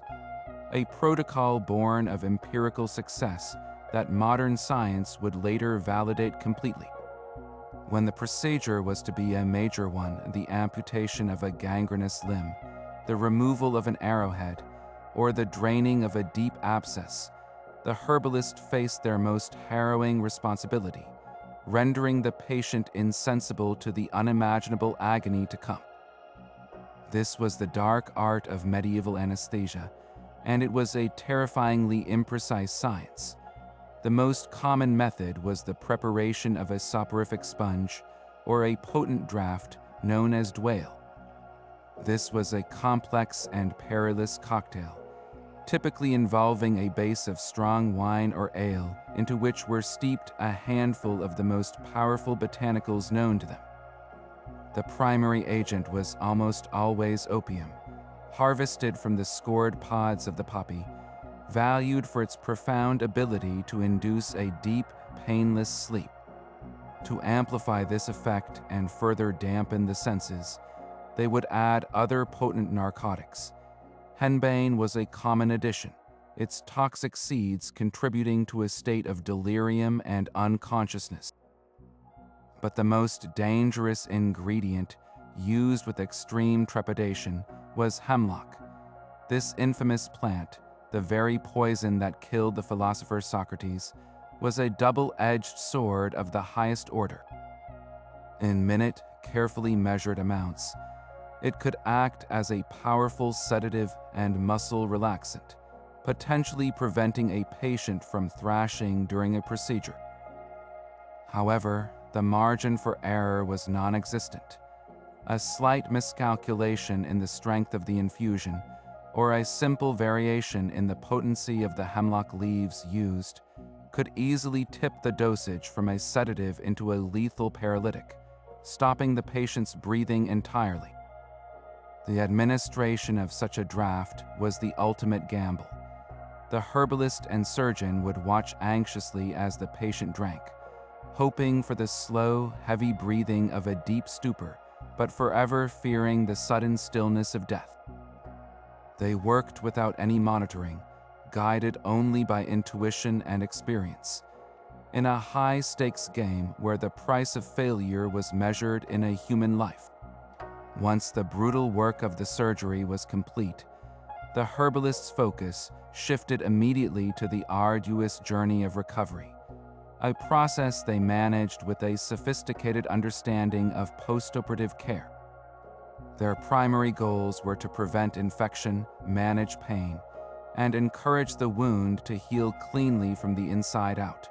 For this, they deployed a rotating regimen of antiseptic washes and soothing poultices.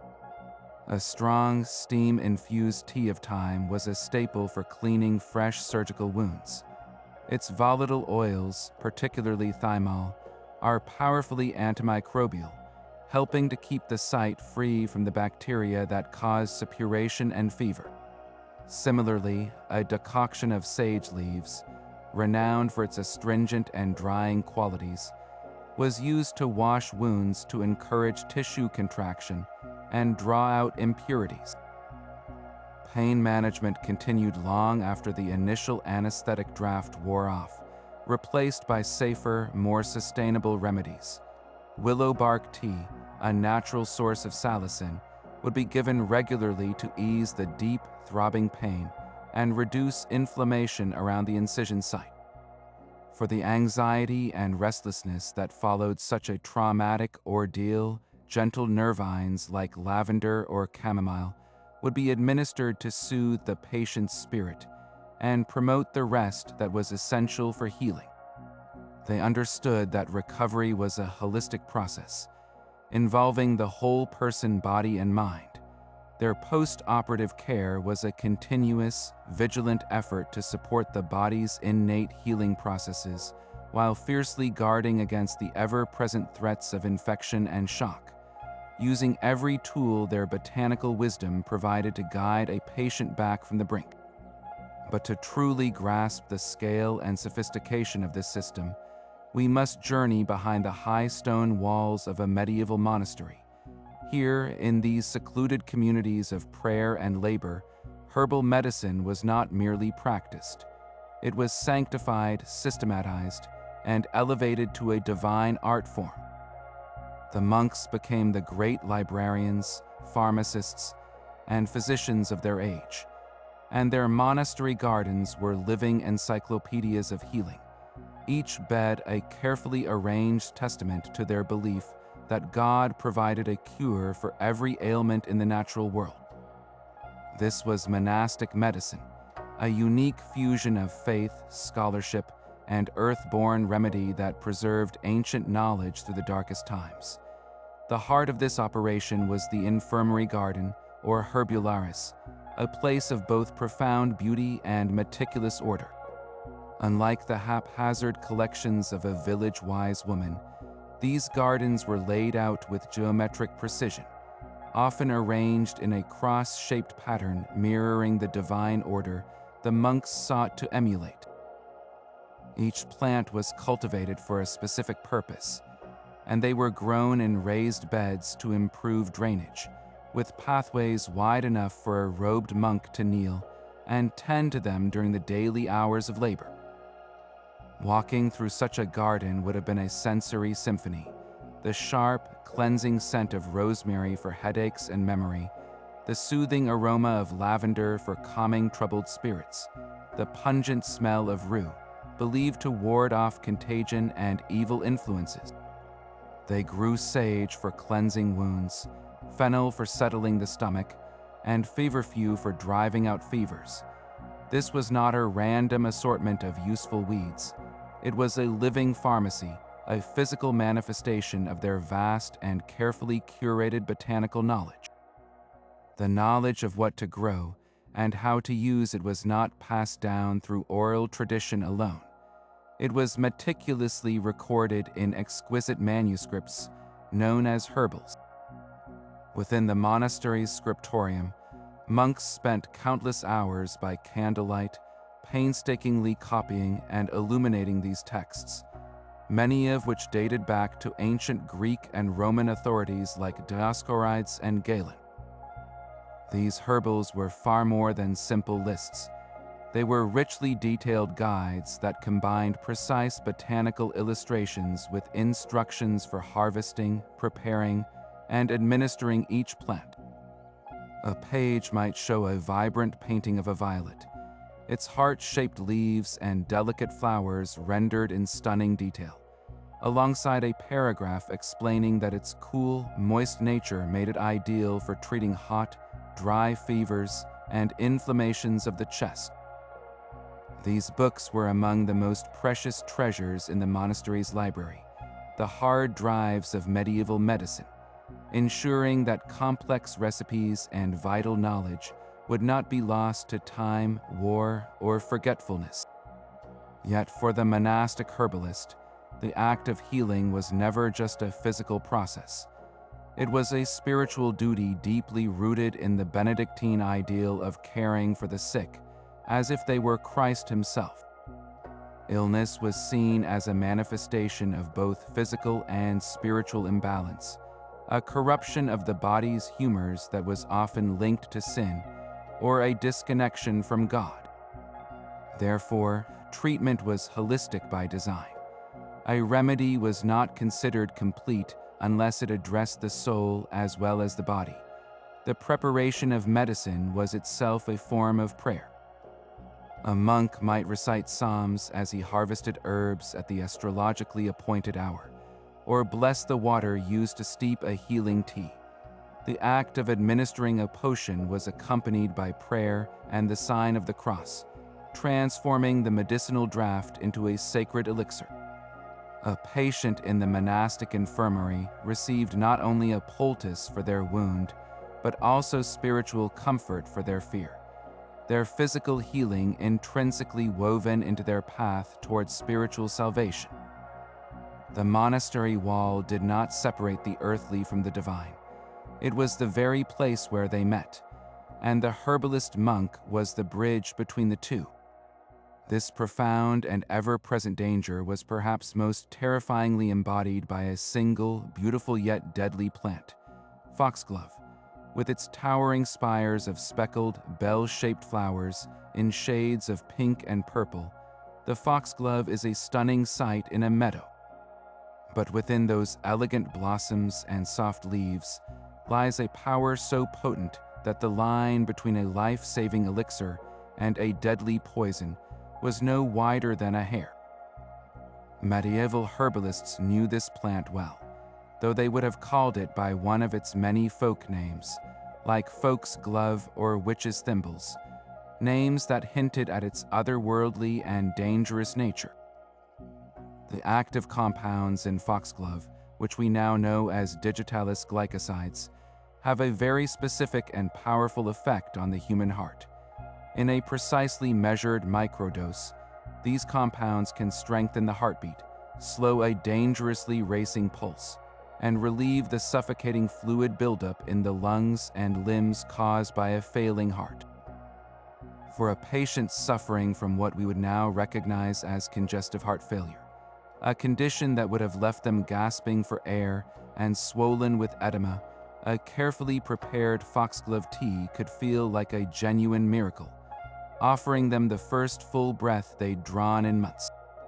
But the margin for error was almost non-existent. The difference between a therapeutic dose and a toxic one was a matter of a few drops, a slightly longer steeping time, or even using leaves from a plant that had grown in more potent soil.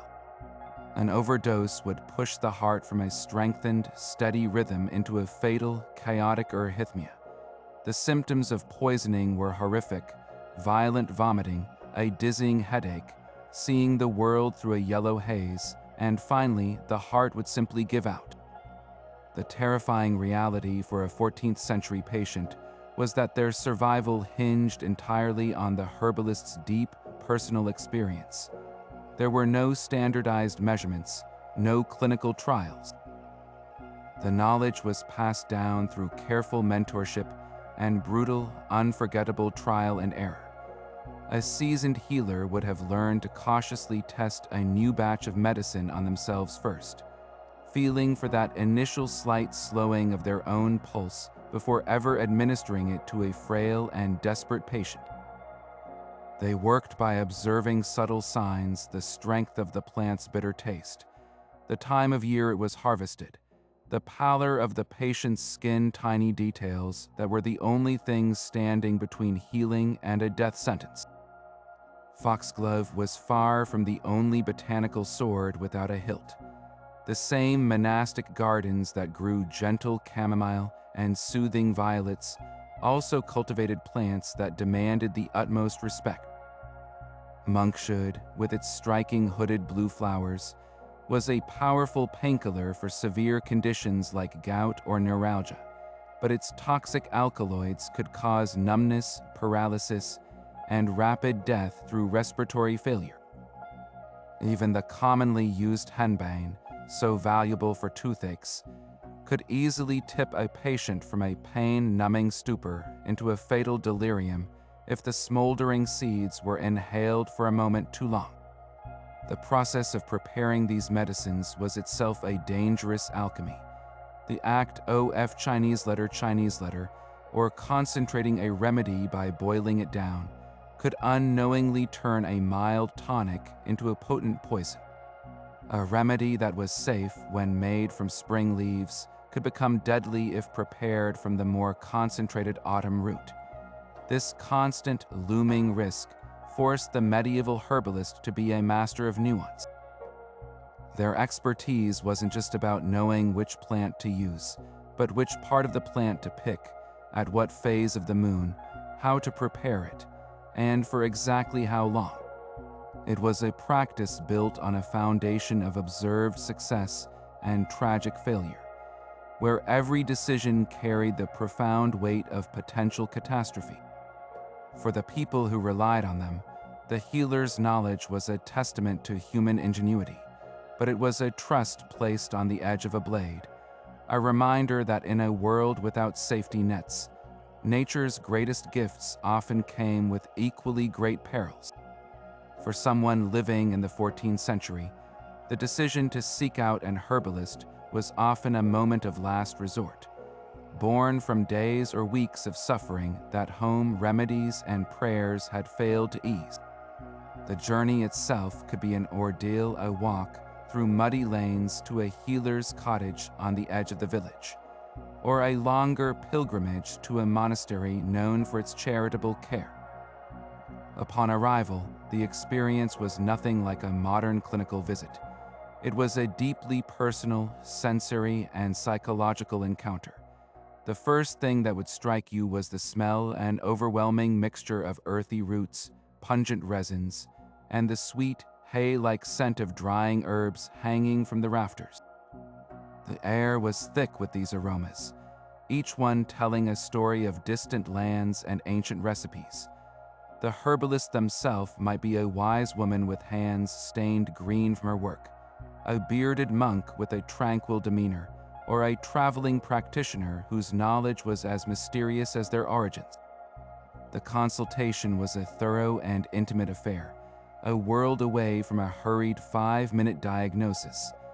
The herbalist would begin not just with questions, but with a profound act of observation. They would study your complexion for unusual paleness or flushing, note the dryness of your lips or the glassiness of your eyes, and listen carefully not only to your description of symptoms, but to the weakness or rasp in your voice. This was followed by the two most crucial diagnostic tools, the examination of your pulse and your urine. You would be asked to provide a sample in a small flask, and the healer would spend long minutes holding it up to the light from a window, turning it slowly, examining its color and clarity against a special chart. They would feel the rhythm of your pulse at your wrist, noting its strength, speed, and regularity. This process, while strange to modern sensibilities, was deeply reassuring to a medieval patient. It was tangible proof that the healer was engaging in a serious, learned assessment of your body's hidden imbalances. You were not just describing your pain, you were having your very essence read. Once the imbalance was identified, the real magic began, the creation of a custom remedy just for you. The herbalist would move about their workshop with a practiced efficiency, pulling down bunches of dried leaves from overhead, scooping powders from ceramic jars, and weighing small amounts of precious imported spices on a tiny brass scale. The sound of the mortar and pestle would fill the room as they ground the ingredients together, rhythmically crushing them into a fine powder destined to become a tea, a pill, or a paste. For a poultice, you might witness them chewing leaves into a pulp to activate their juices before applying the mash directly to your skin. The preparation was a performance of skill and authority, a physical manifestation of hope that the patient could see, smell, and touch. This was not a pre-packaged, anonymous treatment. It was a potion crafted in that very moment to match your unique humoral constitution and the specific nature of your ailment. The cost of such treatment varied wildly and was a significant factor in the experience. For the rural poor, payment was often made in kind, a chicken, a sack of grain, or a promise of future labor in the healer's garden. In towns and for more prestigious practitioners, coin was expected, and the price could be steep, especially for remedies containing rare spices or exotic ingredients like saffron or cloves. This created a painful dilemma for many families, forcing them to choose between financial ruin and the life of a loved one. A monastery might provide care for free, asking only for prayers in return, but their resources were limited. The financial stress added another layer of anxiety to an already frightening situation, making a successful cure a cause for immense relief and gratitude, and a failure a source of bitter debt and despair. Perhaps the most powerful aspect of the entire experience was the psychological impact. In an era of profound uncertainty, where illness was often seen as a punishment from God or the work of malevolent spirits, the herbalist offered a framework of understanding and a path to agency. The language of the four humors, while complex, gave a logical explanation for suffering. It was not a random curse, but an excess of cold, wet phlegm or hot, dry yellow bile that could be countered. Receiving a tangible remedy, something to drink or apply, gave the patient a role in their own recovery. They were given instructions to drink the tea at dawn, to avoid certain foods, to keep the poultice on for 3 days. This regimen provided structure and purpose, transforming a passive victim into an active participant in the battle for their health. The healer's manner, a combination of learned authority and empathetic care, provided immense comfort. Their touch, their focused attention, and their confident preparation of the remedy were in themselves powerful medicine, offering hope and a sense of control in a world where both were fragile commodities. The visit was more than a medical transaction. It was a ritual of healing that addressed the fear in the mind as earnestly as it sought to cure the illness in the body. This remarkable legacy of trial and error, preserved in dusty manuscripts and oral traditions, did not simply vanish with the arrival of modern laboratories and synthetic drugs.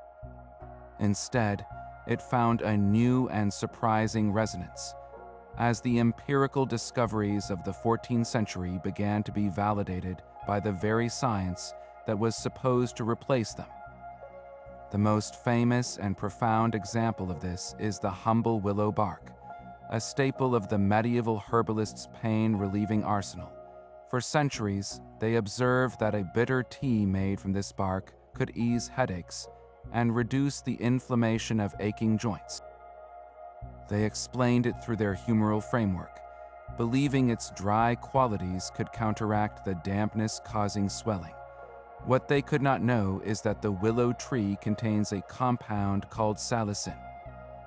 When our bodies metabolize salicin, it becomes salicylic acid, the direct chemical precursor to acetylsalicylic acid, which the world now knows as aspirin.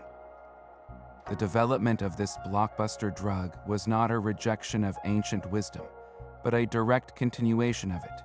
A German chemist working for Bayer in the late 19th century was explicitly seeking a less irritating form of salicylic acid, which was already a widely used medicine derived from willow. His work, which led to the synthesis of aspirin, stands as a monumental tribute to the observational power of those early healers, who identified one of nature's most effective analgesic centuries before anyone understood biochemistry. Yet for every willow bark that transitions directly into a mainstream pharmaceutical, there are dozens of medieval remedies that live on in the vibrant world of modern herbalism and complementary medicine. Walking into a health food store today, you can find tinctures of St. John's wort for low mood, echinacea for immune support, and valerian root for sleep, all plants with deep roots in the 14th century apothecary. Their use is no longer guided by the theory of humors, but by a modern understanding of phytochemistry and evidence-based practice. Clinical studies have now confirmed what medieval healers observed, that St. John's wort can be as effective as some prescription antidepressants for mild to moderate depression, thanks to its hyperricin and hyperforin content. The gentle chamomile tea a mother gives her child for an upset stomach is the same remedy a medieval mother would have prepared, and science has since shown its flavonoids do indeed have antispasmodic and anti-inflammatory effects on the gut. This continuity demonstrates that these remedies offered genuine, observable benefits that transcended their original theoretical framework, providing real relief that has been passed down through generations because it simply works. Perhaps the most exciting modern chapter in this story is the deliberate and systematic return to these ancient texts by an unlikely group, pharmaceutical researchers. In a process often called bioprospecting, Scientists are actively scouring medieval herbals and monastic records for clues to the next medical breakthrough. They operate on a powerful premise. These manuscripts represent a vast, pre-screened database of botanical information. If a plant was consistently used across centuries for a specific condition, it suggests there was a measurable effect worth investigating with modern tools. A recipe for a wound salve that prevented gangrene, for instance, immediately flags that plant as a candidate for antibacterial testing. This is not a fringe endeavor. It is a serious research strategy. The potential is staggering. Our ancestors effectively conducted a centuries-long, continent-wide human trial, and their findings are waiting in libraries, written in a language we are only now relearning how to read with the right tools. This fascinating intersection of past and present raises a profound question about the nature of knowledge itself. The medieval herbalists' understanding of why a plant worked was often completely wrong by our current scientific standards. They spoke of balancing humors and celestial influences, not neurotransmitters and antibacterial agents. Yet, their meticulous observations of what worked were frequently correct. They were brilliant observers of cause and effect, even if their interpretation of the mechanisms was limited by the paradigms of their time. This teaches us a crucial lesson about the history of science. Practical, effective knowledge can often precede theoretical understanding. It invites us to look upon these ancient practitioners not as superstitious relics, but as pioneering empirical scientists who built a vast repository of practical knowledge through careful observation, courageous experimentation, and the hard lessons of tragic failure. Their legacy is not a curiosity, it is a foundation.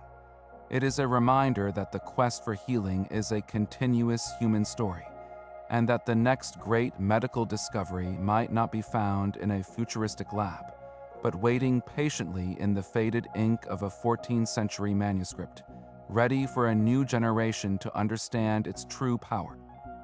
So where does this leave us, looking back across 7 centuries at these figures moving through the mist with their baskets and their beliefs? The story of the 14th century herbalist is not a simple tale of superstition versus science, but a far more nuanced and fascinating picture of human ingenuity.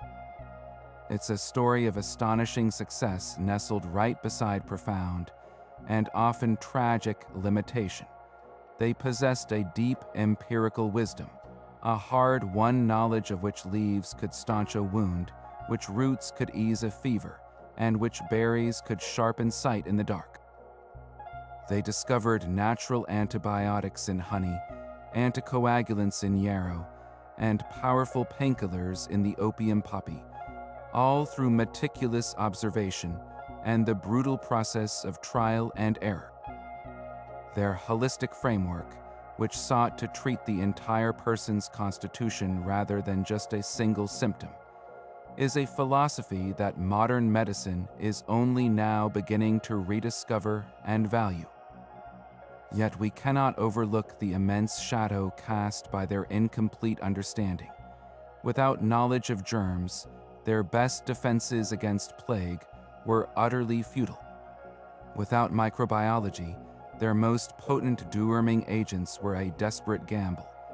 Their celestial charts and humoral theories, while providing a comforting logic, often led them down paths of dangerous miscalculation, where a patient's fate could hinge on a misidentified herb or a slightly too potent batch of Dwale anesthetic.